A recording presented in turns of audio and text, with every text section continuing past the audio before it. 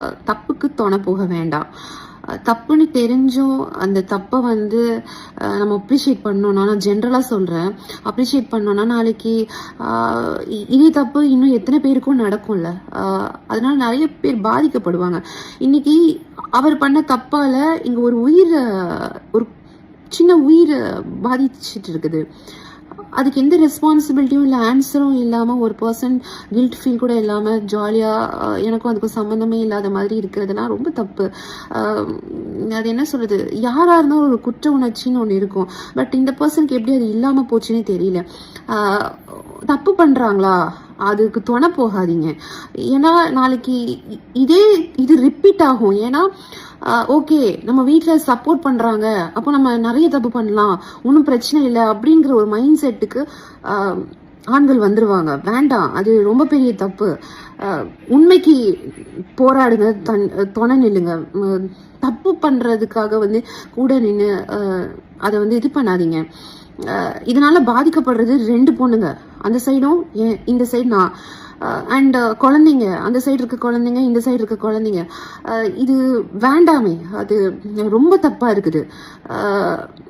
இன்னைக்கு உங்களுக்கு அது ரொம்ப என்ன சொல்றது, I will stand with so called husband அப்படின்றத வந்து உண்மைக்காக நம்ம ஸ்டாண்ட் பண்ணுங்களேன். நான் வந்து ஜென்ரலாக சொல்கிறேன், I'm not targeting one person here.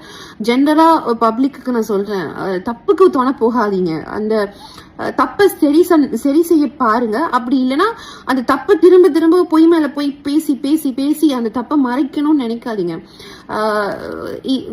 அதாவது முந்தானேத்து ஒரு ஸ்டேட்மெண்ட் அவர் விட்டாரு, அது ரொம்ப பாதிக்கப்பட்ட ஒரு ஸ்டேட்மெண்ட், கொச்சப்படுத்திட்டாரு. அவரோட குழந்தைய அவர் கொச்சப்படுத்தி ஒரு கேள்வி கேட்கிறாரு. அந்த சின்ன உயிர் என்ன பண்ணுச்சு? நீ பண்ண தப்புக்கு நீ ஒன்ன கேள்வி கேள, நீ அந்த குழந்தைய எப்படி கேள்வி கேட்கிற? எனக்கு புரியல.